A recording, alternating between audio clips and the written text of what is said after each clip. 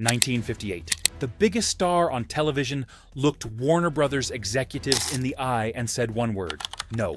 Clint Walker was done. 40 million Americans tuned in every week to watch him as Cheyenne body. The studio was making fortunes off his name. They owned his image, his voice, his time. And when Walker demanded his fair share, Warner Brothers laughed in his face. So Walker did something no television star had ever done before.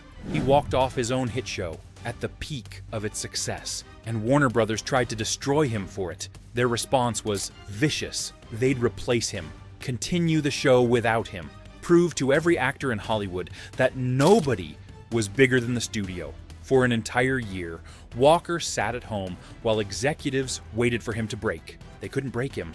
When it was over, Walker had won a battle that changed television forever. But that victory cost him everything, because what Walker learned about Hollywood during that war would eventually make him do something even more shocking. The biggest cowboy in America vanished forever. What made a man at the peak of fame choose silence over stardom? The answer lies in a ski slope, a prayer in the darkness, and a secret Walker kept until his dying day.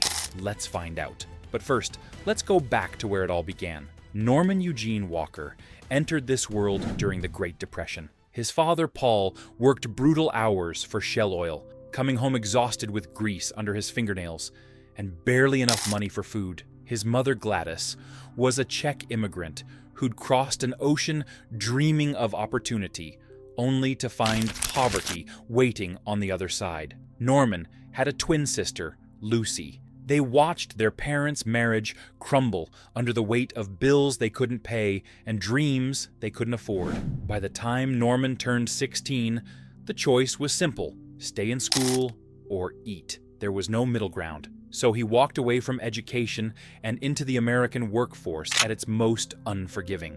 Mississippi riverboats, Texas oil fields, where one wrong move meant death, factory floors where the noise never stopped. At 17, he joined the Merchant Marine, sailing the Great Lakes, with hands that bled and a back that screamed. After the war, undercover work, sheet metal welding, nightclub bouncer, throwing drunk men twice his age into the street for 50 cents an hour. Norman Walker was invisible, another body in the American labor machine, replaceable, forgotten the moment his shift ended. But something was happening to his body, something extraordinary. By his early 20s, Norman Walker stood 6'6", chest 48 inches, waist 32 inches. He didn't lift weights in a gym. Hard labor had carved him into something Hollywood had never seen. People stared at him on the street with shock. He was too big, too much. In an era when most men stood 5'9", Walker looked like a giant who'd wandered out of myth. And in Las Vegas, where impossible dreams came true every night, someone finally noticed. Walker was working security at the Sands Hotel, standing at showroom doors packed with celebrities. One night, actor Van Johnson walked past, stopped cold, and stared at this mountain of a man. Johnson was legitimate Hollywood royalty, the kind of star who could change lives with a phone call. He looked at Walker and saw something the studios desperately needed. "You should be in pictures," Johnson told him. "The money's better and the bullets are fake." Walker laughed. He was a bouncer throwing drunk gamblers into the street, not an actor. But Johnson was serious. He gave Walker the name of Henry Wilson, the agent who'd discovered Rock Hudson and Tab Hunter. If anyone could turn this giant into a star, it was Wilson. Walker signed and got a new name, Jet Norman, and went nowhere. One uncredited role as fake Tarzan in a Bowery Boys comedy. Nobody cared. Then came the moment that made him.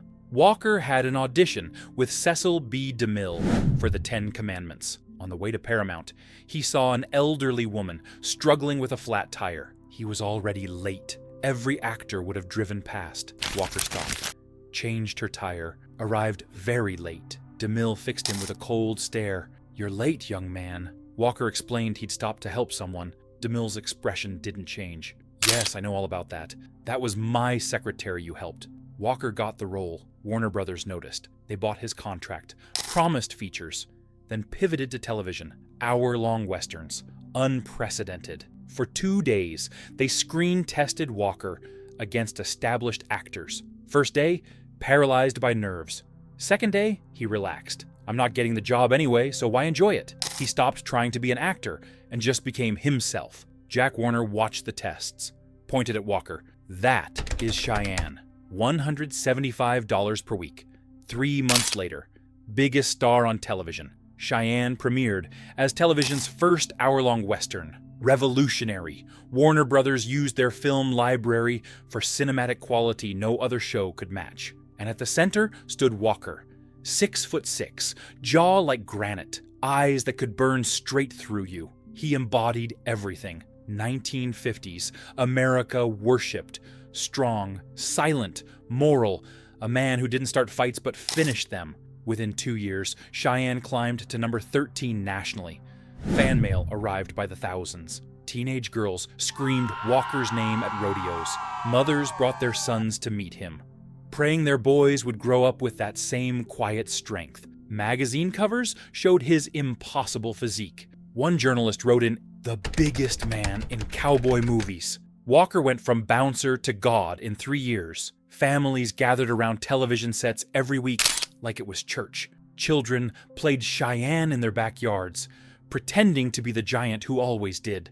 Right. Men tried to walk like him, talk like him, carry themselves with that same unshakable confidence. Clint Walker wasn't just famous, he was iconic. But behind the scenes, Walker was dying inside, and in 1958, he did the unthinkable. He walked away. By then, Walker earned $1,250 per week. Sounds good? Cheyenne was top 15, generating millions. Warner Brothers took 50% of his appearance fees, controlled his music, refused residuals. He couldn't work elsewhere. Prisoner. Television is vicious and tiring, Walker told reporters. All I'm asking is my fair share. Warner Brothers refused. Walker walked off at the peak. Their response was ruthless. They'd continue without him. Created Bronco Lane, played by Ty Hardin. Absurd billing. Cheyenne starring Ty Hardin as Bronco Lane. For a year, Walker sat home, forbidden from working. The show still finished top 20. Message to every actor: you are replaceable. But Walker stood firm. Warner Brothers blinked. He returned with better terms. He'd won, but victory tasted like ashes. I feel like a caged animal. Pretty soon you don't know which picture you're in. His rebellion changed television. James Garner sued over Maverick and won. Courts eventually forced Warner Brothers to end TV contracts. Walker had broken the studio system, but he'd learned the lesson. Hollywood was business. Walker kept working. Cheyenne continued. But the magic was gone. In 1959, 8 of the top 10 TV shows were Westerns. By the early 60s, audiences were turning off. Too many Westerns. Same stories. Cheyenne's ratings slid from number 13 to out of the top 30. Final episode, December 1962. Walker had played Cheyenne for 7 years, nearly 200 episodes. When it ended, Walker felt only relief. His film career showed promise. The Dirty Dozen in 1967 grossed $45 million. Walker held his own alongside Lee Marvin, Charles Bronson, Jim Brown. But then came a moment that defined him. One scene called for Walker to stick out his tongue for laughs. Small moment, easy money. Walker refused. He was 1/4 Cherokee and wouldn't demean Native Americans on screen, not even for a joke. The scene went to Donald Sutherland. That single scene helped launch Sutherland's entire career. Walker gave it up for principle. Hollywood noticed. Walker was difficult. He had standards. In an industry built on compromise, that made him dangerous. Offers slowed, lead roles went elsewhere. One last shot, Kodiak in 1974. Alaska State Trooper, modern, gritty, canceled after 4 episodes. Walker was barely 50. In Hollywood terms, finished. And then came the day that changed everything. May 24th, 1971, Mammoth Mountain, California. Walker was on a ski trip with friends. Skiing was relatively new to him. He was confident in most sports, from diving to motorcycles. But skiing was different. One wrong move, and gravity becomes your enemy. Walker shoved off down the slope, following the twisting terrain, picking up speed. He later said he still doesn't know exactly what went wrong, but suddenly he was tumbling, out of control, his body spinning through the air. And then a violent, abrupt stop. As Walker fell, one of his ski poles up ended in the hard, packed snow. The momentum and his weight drove the pointed tip approximately 5 inches into his chest, through the breastbone, directly into his heart. He lay there in the snow, blood spreading across the white powder, feeling his consciousness start to fade. He managed to call down to his instructor 400 feet below. His voice was calm but urgent. "I'm hurt bad. Get help." 3 hours later, at Northern Inyo Hospital in Bishop, California, doctors examined Clint Walker's body. He had no pulse, no recordable blood pressure. His skin was cyanosed, turning blue from lack of oxygen.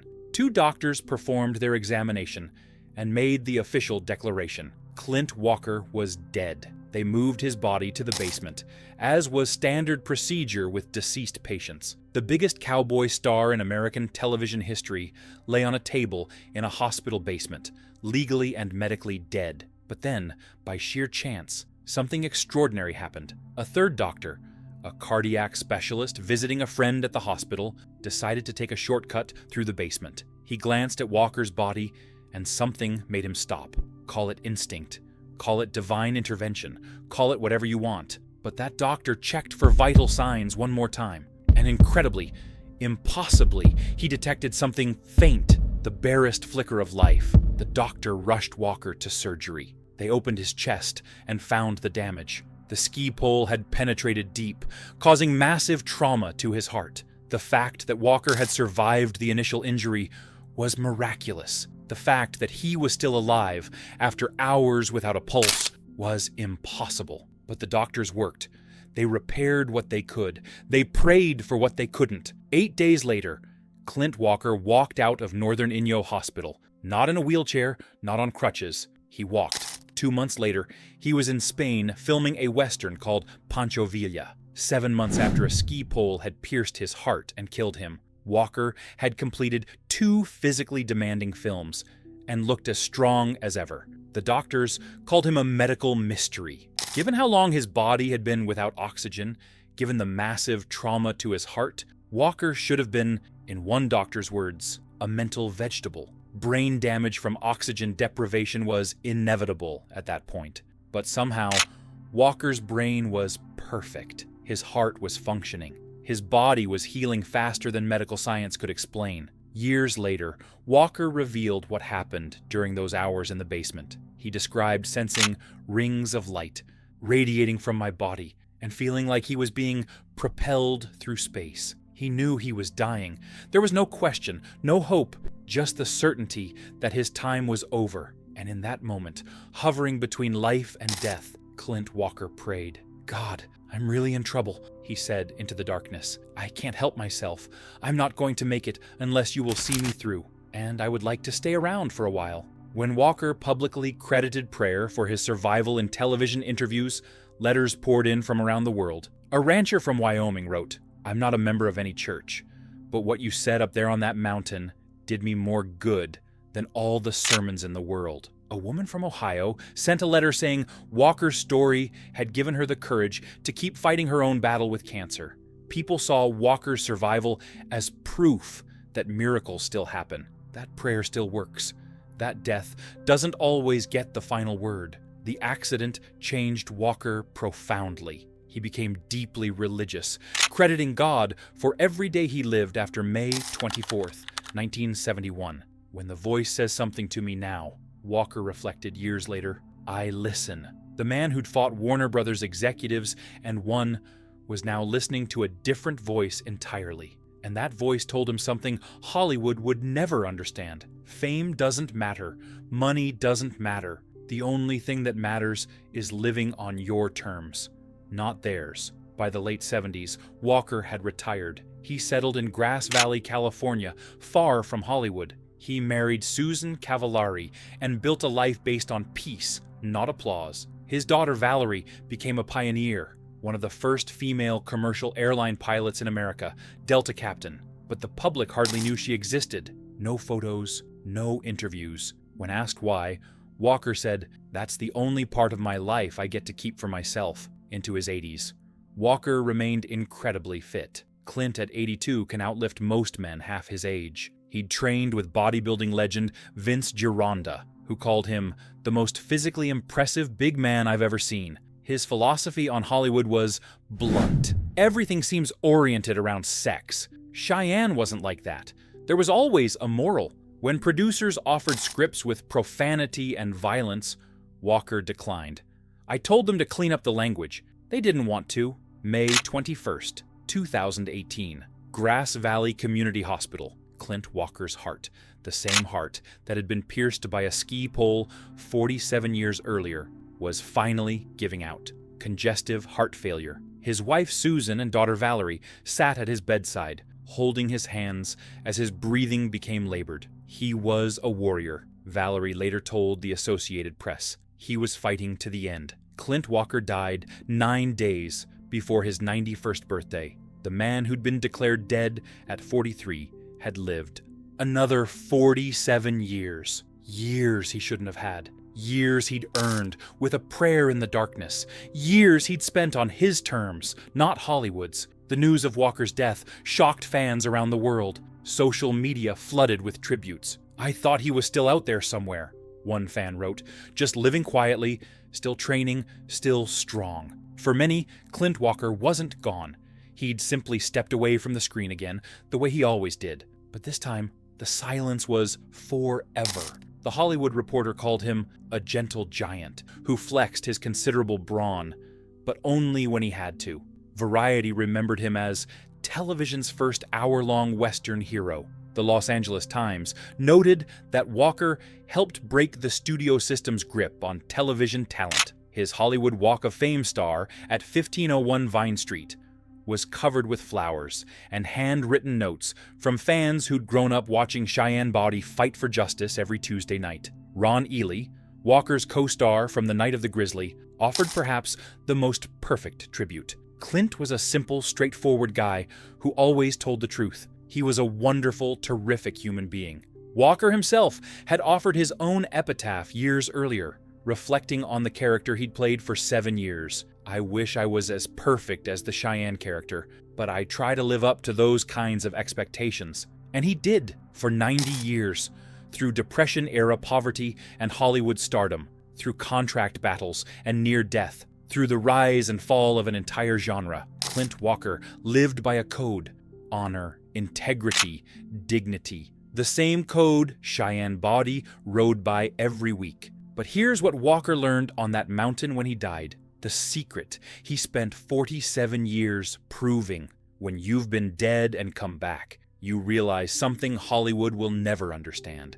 They can take your time, they can take your money, they can take your image. But there's one thing they can never touch, the thing you refuse to show them. Walker didn't disappear because Hollywood rejected him. He disappeared because he rejected Hollywood. After lying dead in that hospital basement, after that prayer for a little more time, Walker got his wish.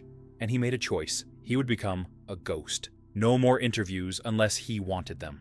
No photos of his daughter ever. No Hollywood parties. No desperate comeback attempts. He moved to a small town 60 miles from Sacramento where nobody bothered him. When producers called with scripts, he said no without reading them. When magazines wanted features, he declined. When fans asked for his secrets to longevity, he gave them nothing but a smile.